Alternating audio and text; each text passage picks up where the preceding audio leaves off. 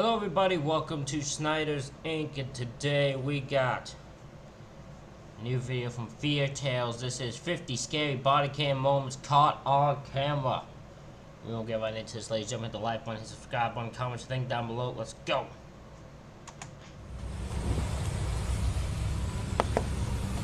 Get out of the car. Get out of the car. Get out of the car. Put your hands behind you. Get out of the car. Put your sunglasses down. Put your hands behind you.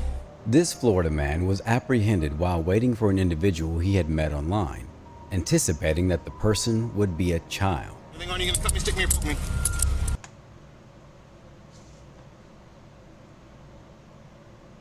Man was hoping to meet a child and got arrested instead. Well, the man deserved to be arrested. I mean, if he's going there to meet a child, deserves to get arrested.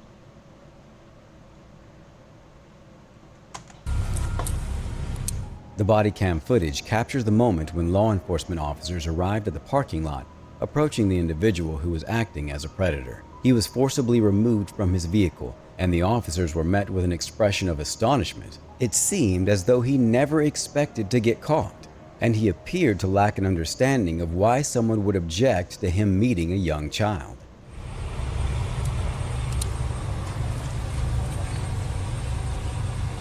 Double lock it? I did.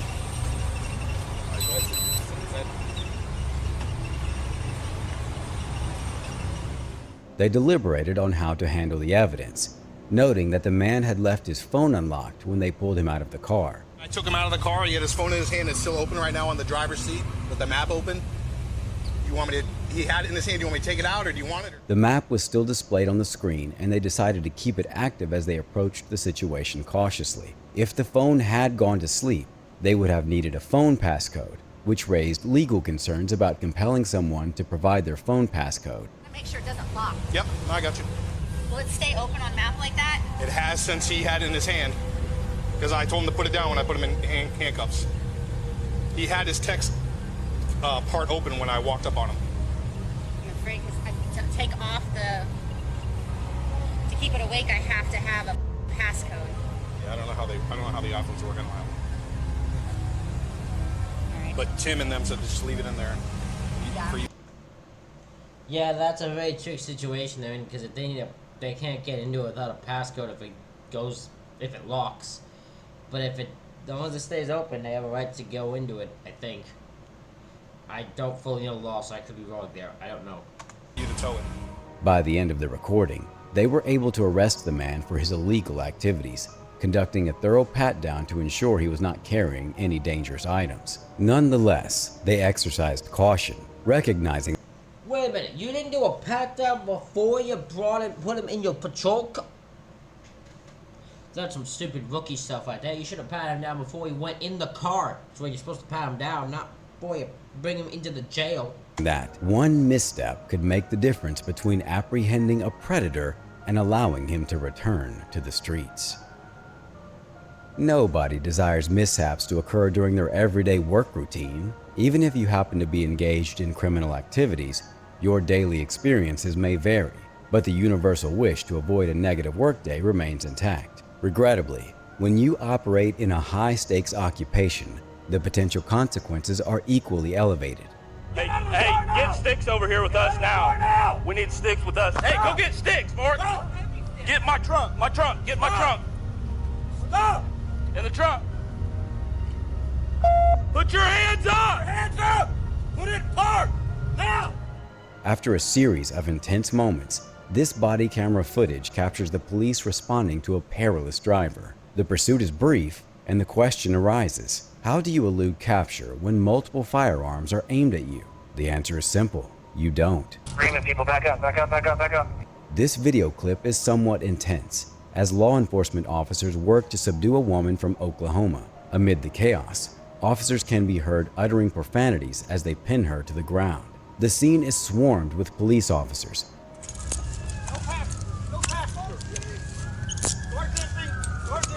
Take her and put her in the car. Far outnumbering the suspects, the road is cluttered with SUVs, serving as makeshift barricades. Right, 220 headquarters. Do you have anything on you that's going to poke or stick me? Washington now. I need at least 2 or 3 units to help me shut this intersection off, please. Meanwhile, the remaining forces must contend with the aftermath. I can't say anything about them having so many police officers there, because I don't know what the heck they're hunting her for. I don't know what she did. I don't know if she's got like a warrant out. Was she, did she cause a bunch of accidents? Was she intoxicated? What exactly is causing them that many police cars after her? That's what I'm confused with.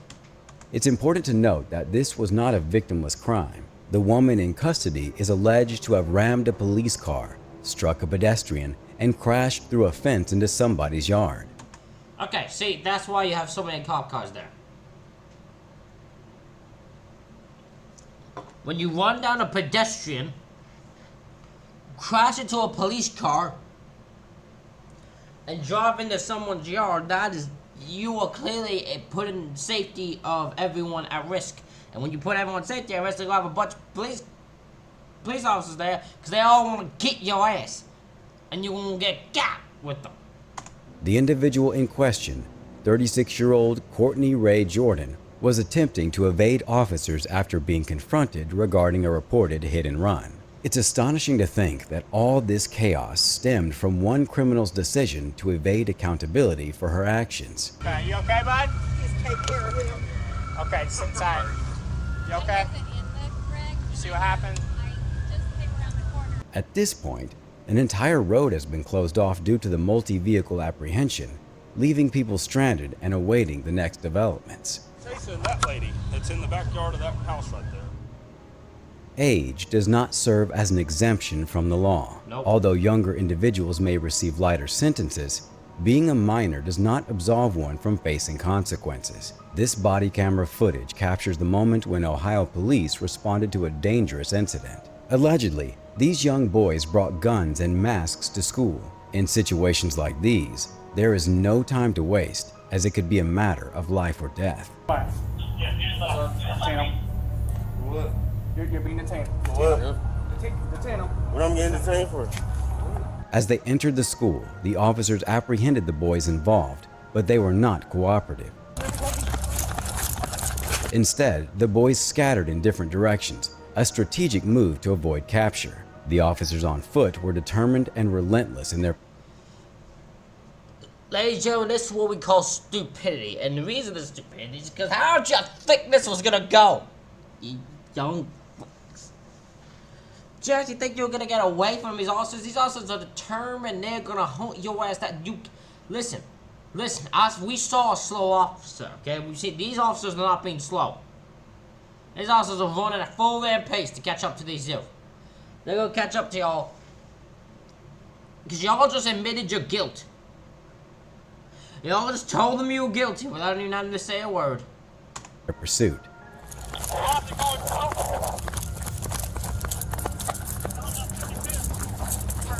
Keep moving.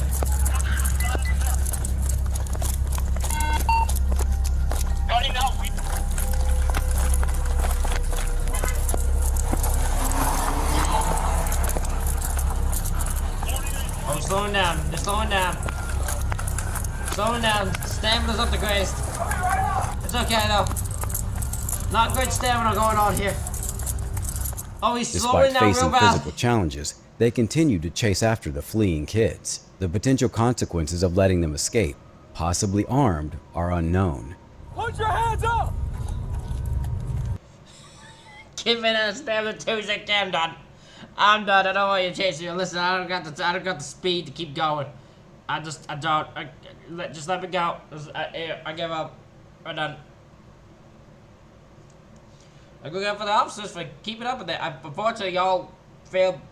I mean, y'all got some stamina issues, but I guess, again, I'm not one wearing all that heavy shit they gotta put on, so maybe that's the thing. It's not as bad as the one. Nothing will top the one with the stairs.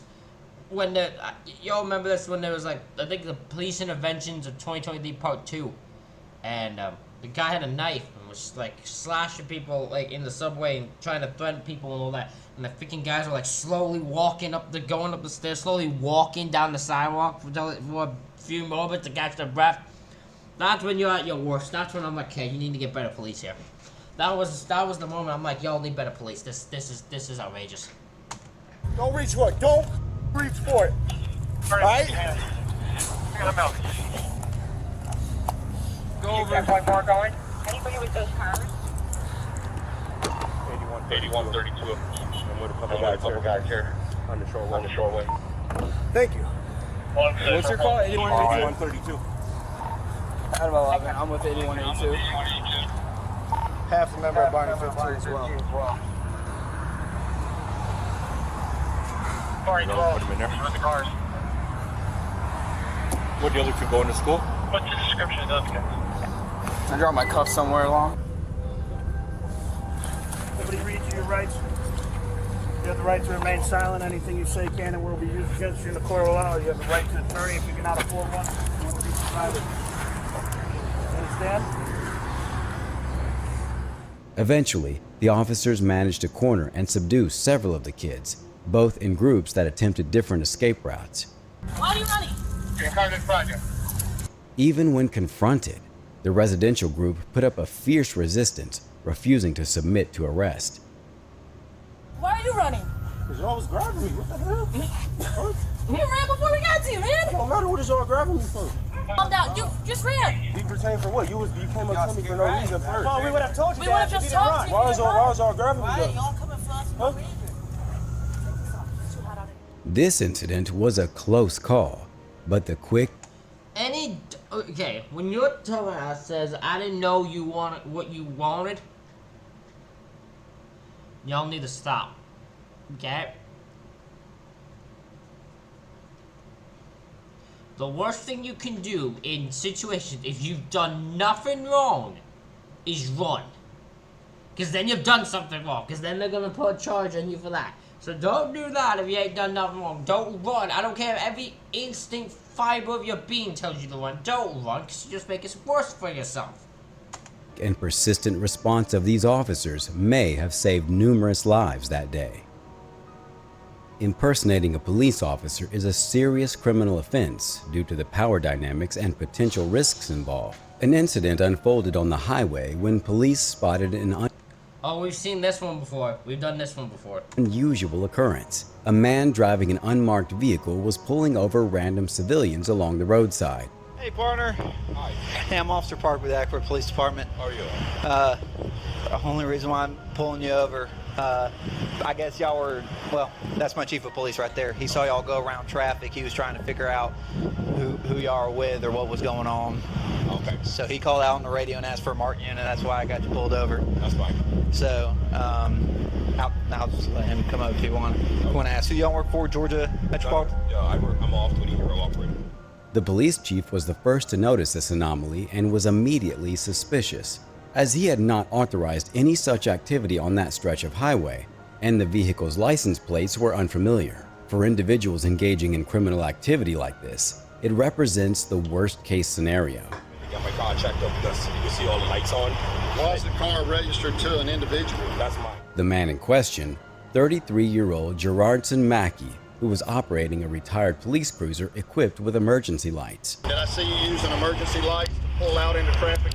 When questioned, Mackey claimed to be a private contractor working off-duty as a hero, asserting that he had the necessary permits. He also stated that he dressed in a replica police uniform resembling local law enforcement.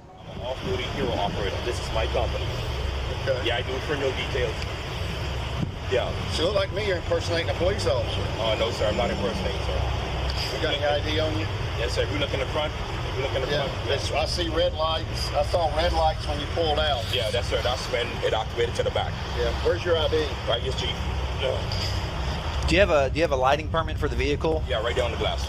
When confronted about his actions, Mickey became evasive in his responses, carefully choosing his words to avoid getting caught in a lie. The officers engaged in a back-and-forth examination of Mackey's documentation and permits, diligently scrutinizing all available information. Eventually, Mackey was asked to exit the vehicle and request to show the contents of his car, although this conversation was not audibly recorded. Instead, the arresting officer attempted to explain the perplexing situation to others. The thing is so he has a lighting permit that's valid. He has a lighting permit that's valid for the vehicle. Can't have red though. Can't have red or blue, right? That's what I'm curious about. If he has a company that does escorts, I'd have to look back in the law. I would assume it's amber or white. But at the very least, from what Chief's saying, he's improperly using it. He's not on an escort.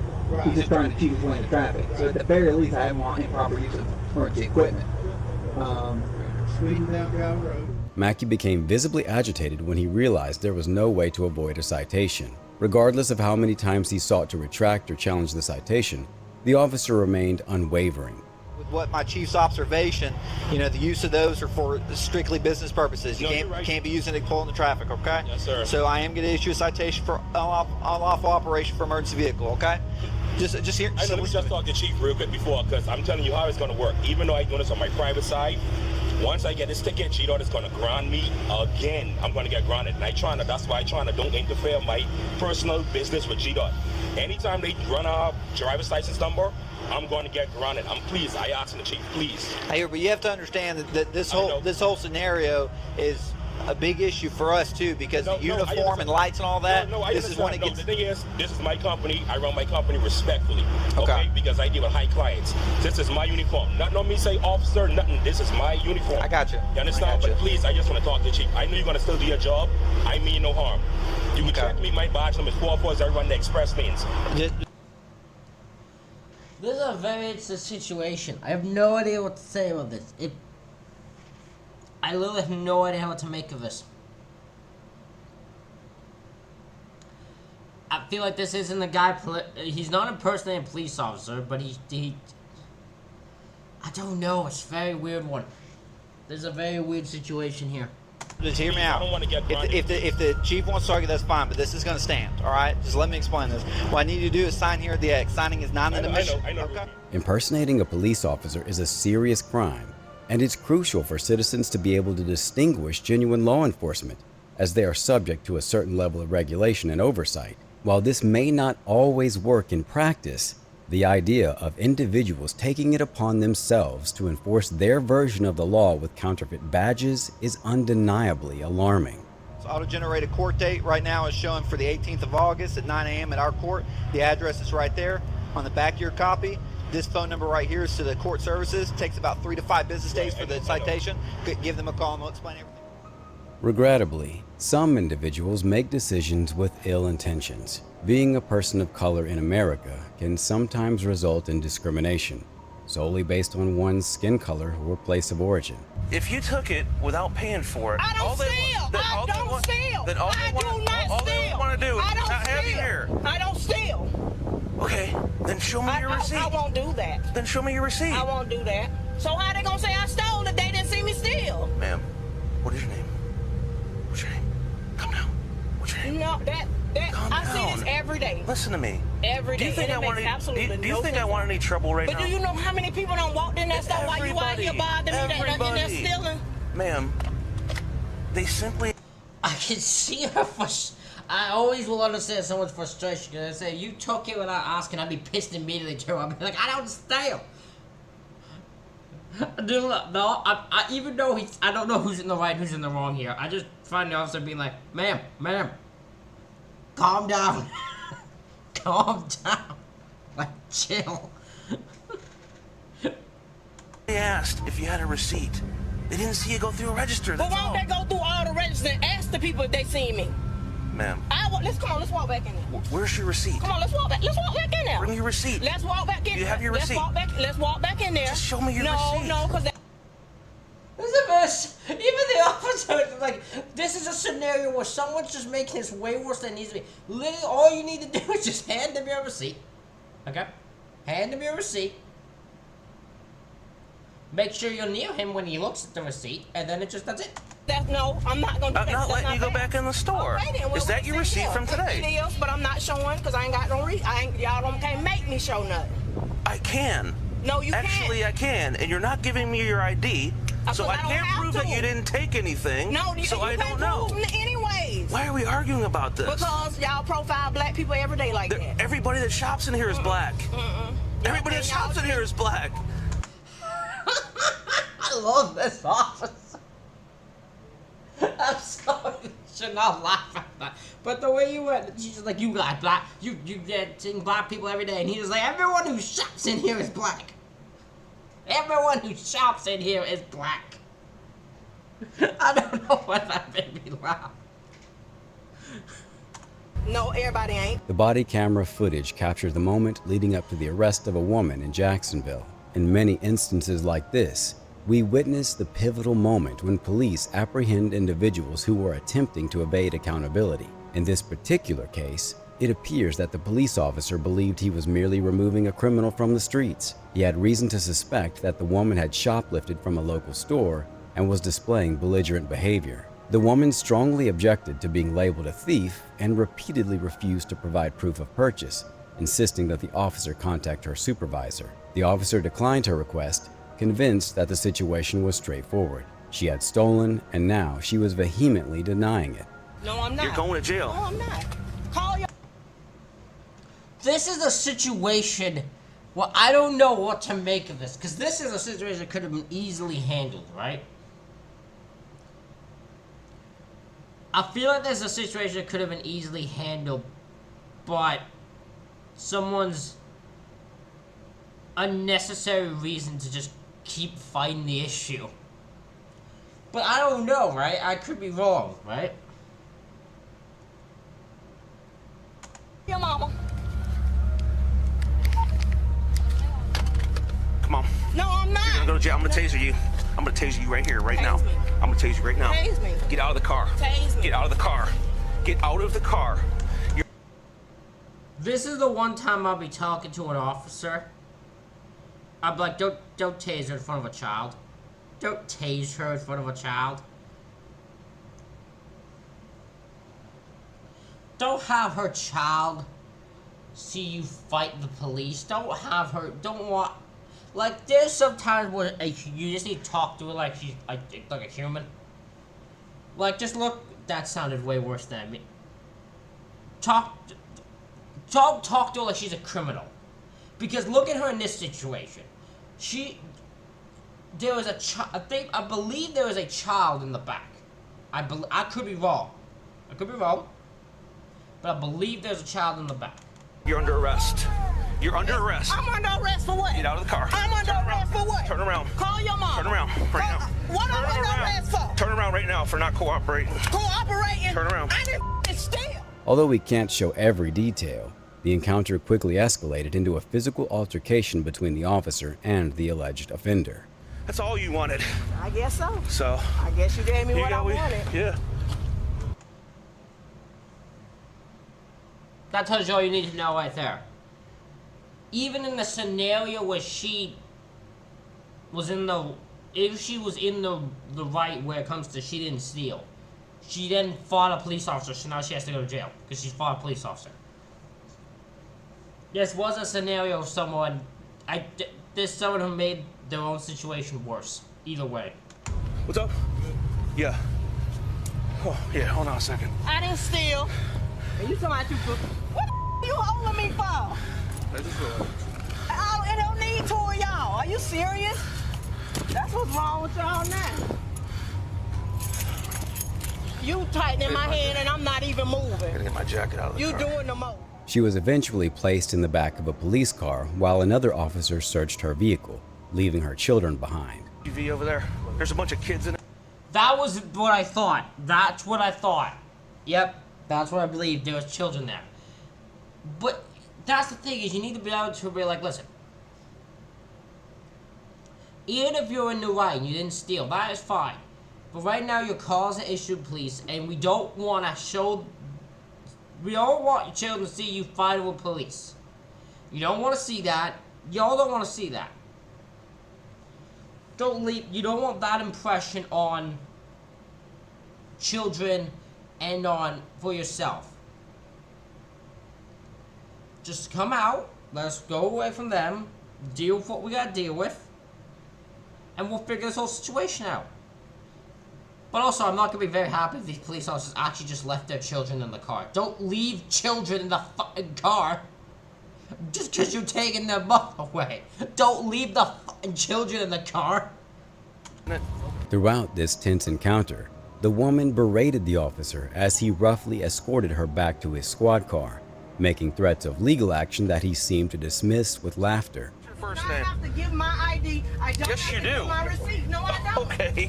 Well, that's why you're in the position you're in. It is, and I'm gonna be out. That's why you're in the position that you're in. My uncle worked in WCB. Well, that's the whole reason why you did what you did then. It's fine. That's fine with me too. It's fine. Wonderful. Hold Did I on. steal, sir? No. CGI 793 on 35. Y'all know I didn't. Y'all was just profiling me because I was black. You seen me come through the Step out. race. Let me step out. Fortunately, in this instance, the truth prevailed. Her receipt ultimately proved her innocence. Nevertheless, this doesn't erase the stressful events that transpired that day. I'm gonna say, yeah, she didn't steal. I guarantee you they would have probably allowed her to go if she didn't actually do anything. If you would have just allowed, if she would have just showed a receipt and not fought the officers in a fist in fighting them. That's what makes it worse. She escalated a situation that didn't need to escalate. Regardless of how meticulously a crime is planned, when the moment of execution arrives and all factors are in play, things can take an unexpected turn. In Streetsboro, Ohio, body camera and surveillance footage capture the pivotal moments when these aspiring thieves overlooked a crucial element in their scheme. It appeared they lacked an active lookout or a foolproof escape plan. As a result, each of them forcefully entered the rear of the store, swiftly overpowering a young employee. They proceeded to ransack the back office, leaving no drawer unopened or surfaced unexamined. Okay.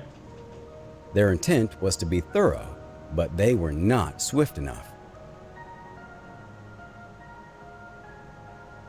At the front of the store, police quickly subdued them on the scene, catching them off guard. Yeah, that's called bad lookoutness. That's not. You didn't really think super well, did you? You didn't think about escape plan or how you were gonna get out of the situation. Police showed up. You didn't think that hard. You just saw the person. Thought, oh, one employee there, break in. Didn't think much else. Bad planning. Bad planning when it comes to a robbery right there. With their rapid response. Clearly, they had not anticipated such a swift reaction. The thieves promptly and unquestionably complied, lowering themselves to the floor with their hands raised. Their plan might have been flawless, except it seems they overlooked the possibility of law enforcement arriving. Perhaps, had they appointed a lookout or established a means of communication to warn of approaching officers, the outcome might have been different. Radio traffic. Okay. Keep coming out. Come out. Keep coming out. Don't put your hands out. Drop to the ground. Let me drop to the ground. Drop to the ground. Anyone else in there? Unfortunately, individuals who resort to a life of crime often operate under high levels of stress, which can lead to errors. In this line of work, mistakes can be extremely costly, potentially resulting in life or death consequences. You guys covered? I got him. Go. I got you covered. Go. Got another one in the back. I have cuffs on the front of me. Imagine this scenario. It's a typical evening in Sterling Heights, a suburb within the vast Detroit metropolitan area. The moon hangs low in the sky, casting an eerie glow over the streets. Suddenly, the phones at a local police station start ringing incessantly. Reports of suspicious activity flood in, creating a wave of anticipation among the officers on duty. Let's be candid. This isn't your run-of-the-mill police department we're discussing here. These are highly skilled officers prepared to confront any challenges that come their way. Nevertheless, the possibility of a high-stress, high-stakes situation never fails to send a rush of excitement through their ranks. The officers received a call about a pharmacy in the midst of being actively looted. They approached the scene cautiously, unsure of the impending confrontation. As they drew closer, the cacophony of chaos became audible. Shelves toppling, glass shattering, and the unmistakable sounds of individuals scurrying about.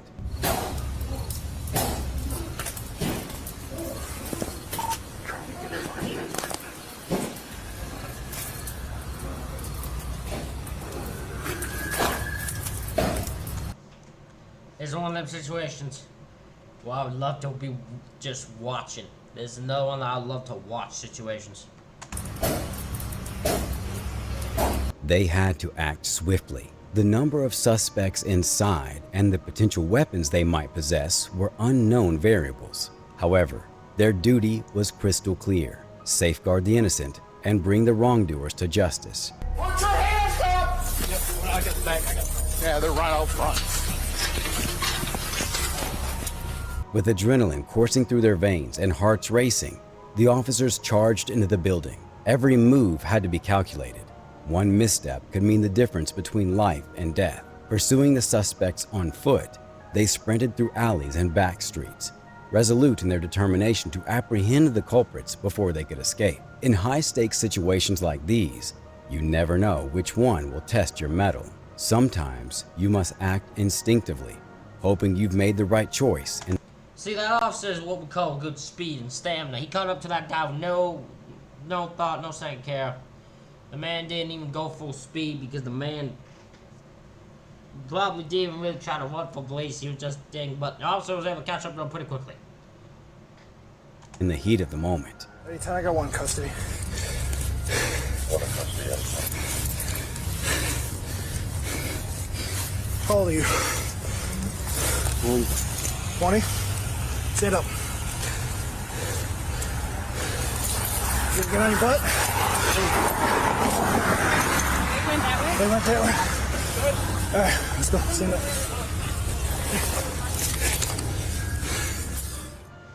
The courage and selflessness exhibited by the police cannot be emphasized enough. Each day, they embark on their duties to serve and safeguard their community. And sometimes, as exemplified by the actions of these two officers in Boston, they transcend the call of duty. The footage portrays the dire situation faced by a father and son when their boat collides with rocks, hurling them into the harbor. With the frigid water rapidly draining their strength, time became a critical factor. Fortunately, the harbor unit officers were in close proximity and promptly sprang into action.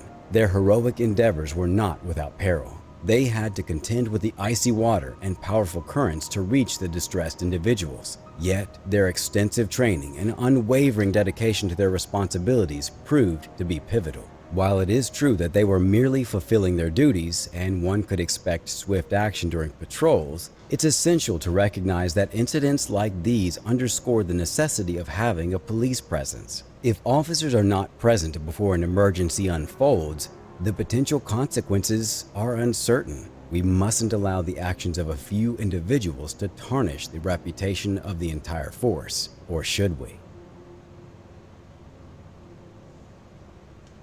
Police. That is a fair statement. Honestly, that's a thing.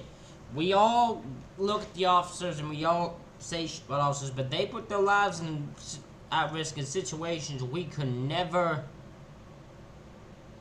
would never have the balls to. So we can't always just bully police, because there are times where lives could be over and consequences could be way greater. Police didn't get involved.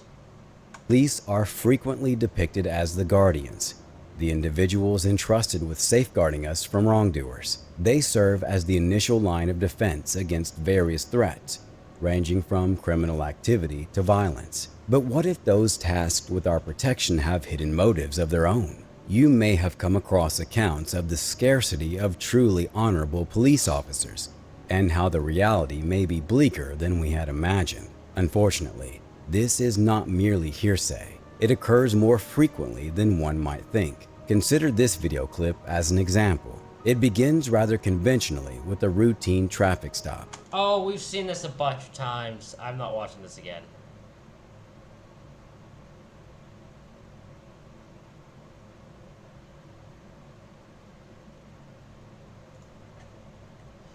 You watch any of my body police videos, this usually pops up on it.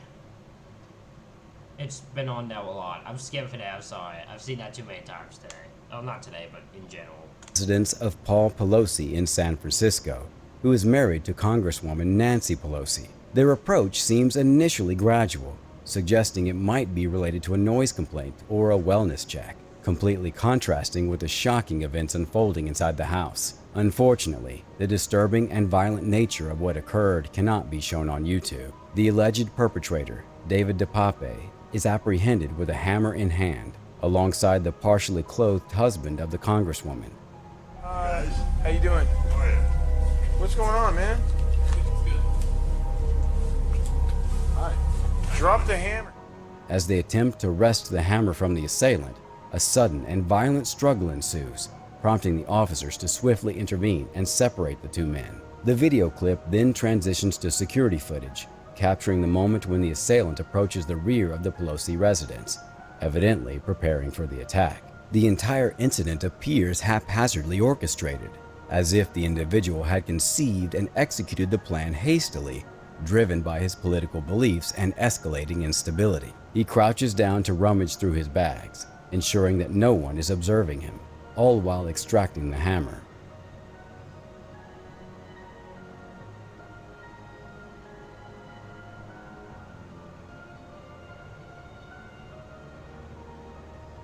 Although we can't ascertain his exact thoughts, it becomes evident as he forcefully breaches the locked back door that his intentions are clear.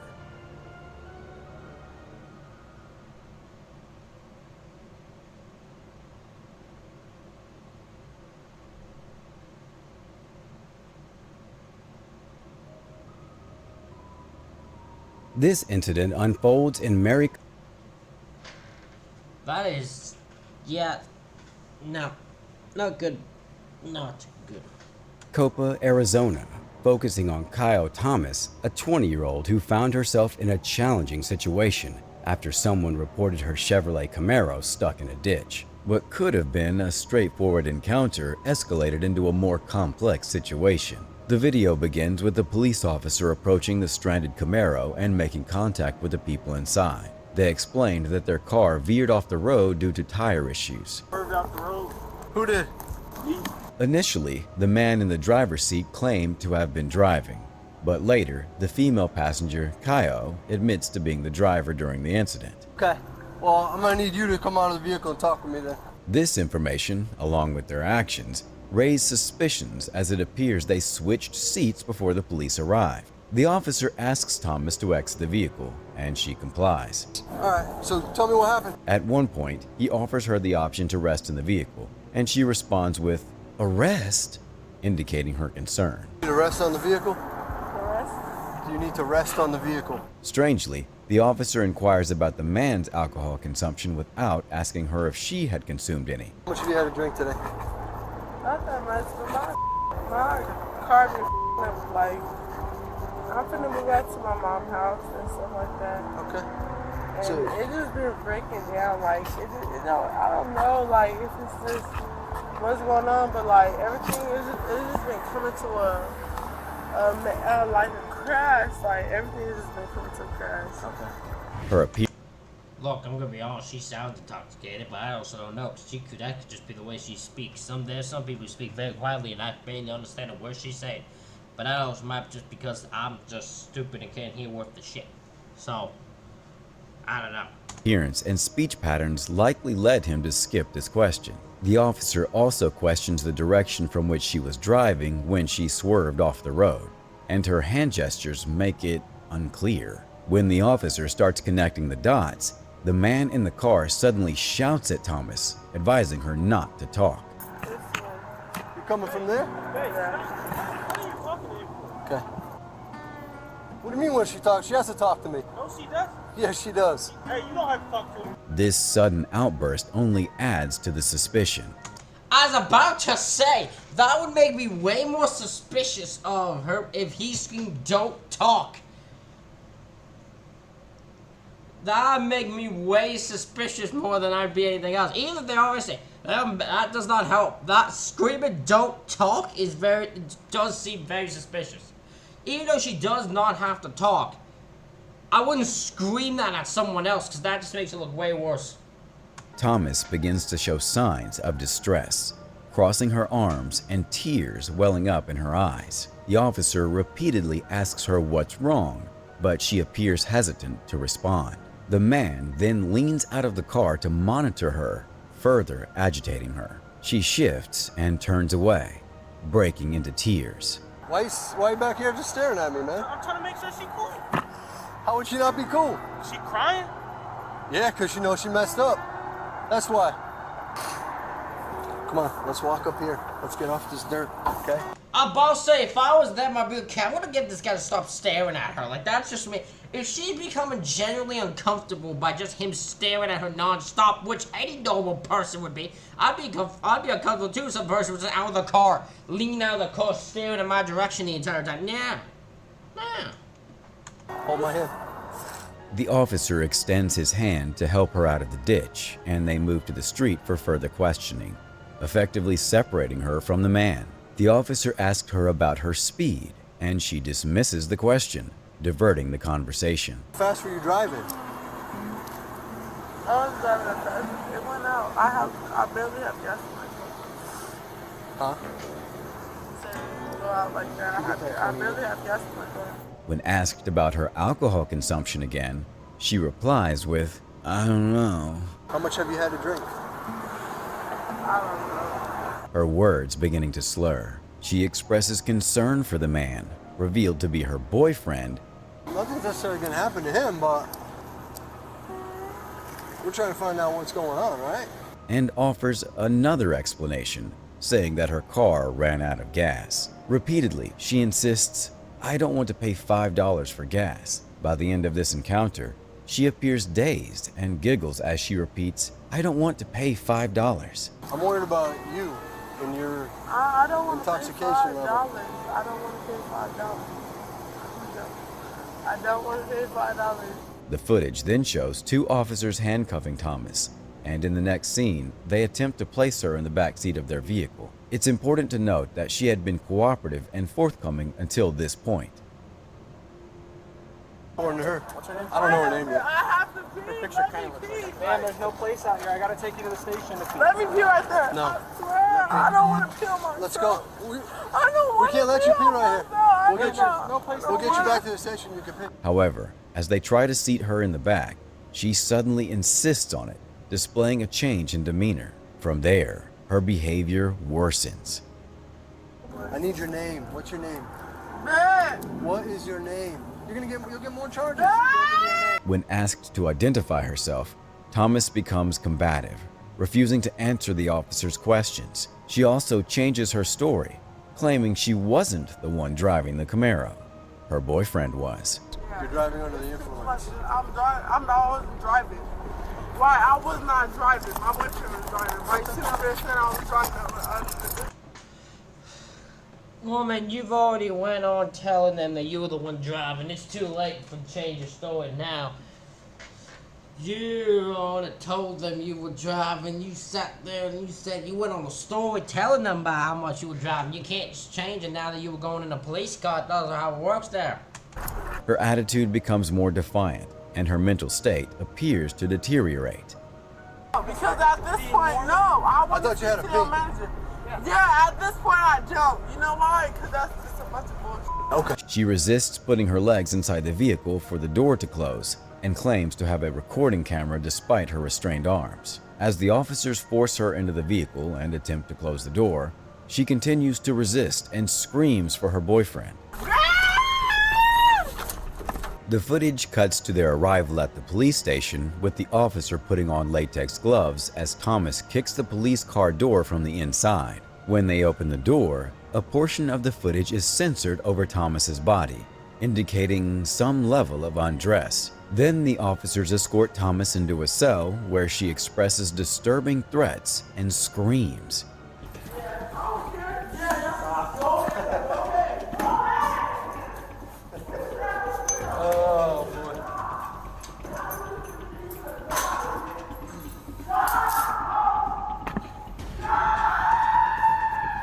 In the end, Thomas was charged with 3 counts of aggravated assault on a police officer, to which she pled guilty. Instead of serving jail time, her plea agreement sentenced her to 18 months of probation under supervision. Unfortunately, this would not be the last time Thomas was pulled over. On December 11th, Thomas,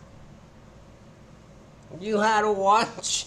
You were given a lot. You, even when you assaulted officers, I know that, you were given the chance. They gave you probation under supervision, and they said, okay, we're not gonna send you to jail. But your stupid ass couldn't stop, could you? You had to keep going. You had to keep doing stupid shit. Just 9 months later at 3 a.m., police stopped a vehicle traveling the wrong way on North John Wayne Parkway. Kyle Thomas, showing obvious signs of intoxication, was behind the wheel, and police also found an open wine bottle on the passenger side floor. Some people never learn. What occurs when I can't get away from this. God. It's the murderer. The murderer Karen. The Karen who got caught. Who got himself caught when wanted for murder because it's cold french fries. I'll never forget this one. This one I'll never not watch because it's so stupid that this situation actually exists. When a criminal situation becomes self-evident, this August afternoon in Kennesaw took an unexpected turn. This is amazing. So why'd y'all call? So like what happened? Because we ordered the food, he couldn't print us a receipt. Okay. So he said the receipt would be printed in the back. So I said, okay. So we sat down, me and my fiance looking for homes around here. Gotcha. So we went back to Progressive Rentals looking at homes. I guess our order was called, but we don't even know our order number. Okay. You know what I'm saying? So now our food is sitting there cold. So when I come up, I say, you know, I try the fries are, they're lukewarm, but they're not hot. And at this point, you don't touch them, so, you know, yeah, can I just get it fresh set? Okay. So as he getting the fries, and I said, can I also get the receipt? That was 5 minutes ago. Yeah. You know what I'm saying? Excuse me, sir. 5 minutes ago, I can run my store however I want to run my store. This now, sir, I done paid. He said, matter of fact, you can leave my property. Get off my property now. Or you can come and get, I'll do a refund. I say, sir, with Cash App card, it's 3 to 7 business days to do a refund. Just give me my set of fries and my receipt. That's what you're supposed to do anyway when I pay for my order. From what initially appeared to be an irate McDonald's customer, the narrative unfolds simply, despite the man's erratic behavior. This is brilliant because I would never, if I was the officer, I would never have guessed the swerve that would have came, the plot twist that would have gone all plot twist.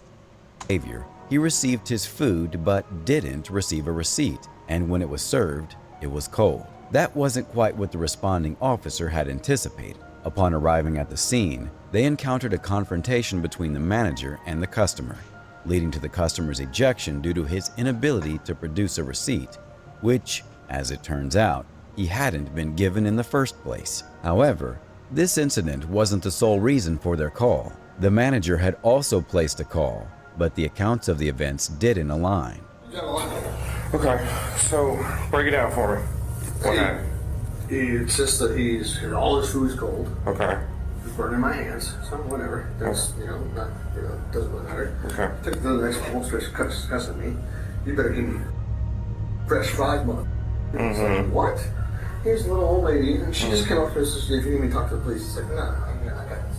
But he starts losing it, starts shoving his food at me. Mm-hmm. And I said, sorry. I said, well, tell you what, you can take your business elsewhere, give me a car, give me a refund.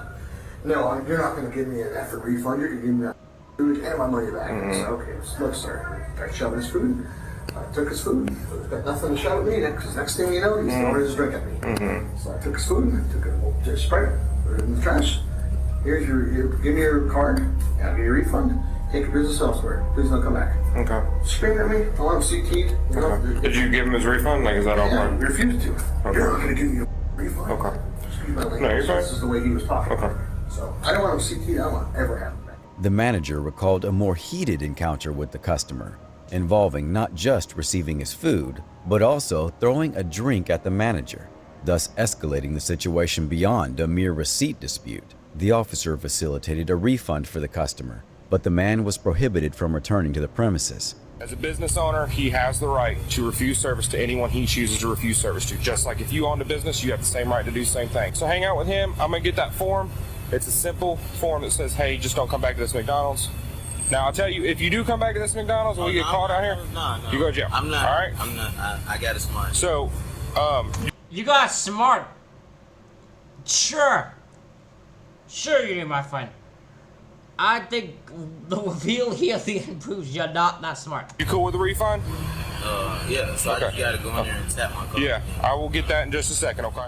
It seemed like the situation would be resolved amicably, and the angered customer appeared mostly satisfied once the officer explained his available options. This is where it could have concluded with no further incident. But however, That was not the end of the story. The manager drew attention to something significant: the man's ankle bracelet. I mean, dude's obviously on probation, got an ankle bracelet on. It became evident that this was not an ordinary individual, but Anton Sims, a murder suspect. The body camera recorded the moment when Anton became apprehensive. He steadily moved away from the officer, who followed closely. Will you come over here, man? No, I'm afraid of y'all, sir. Why are you afraid? I've been here 3 years, sir.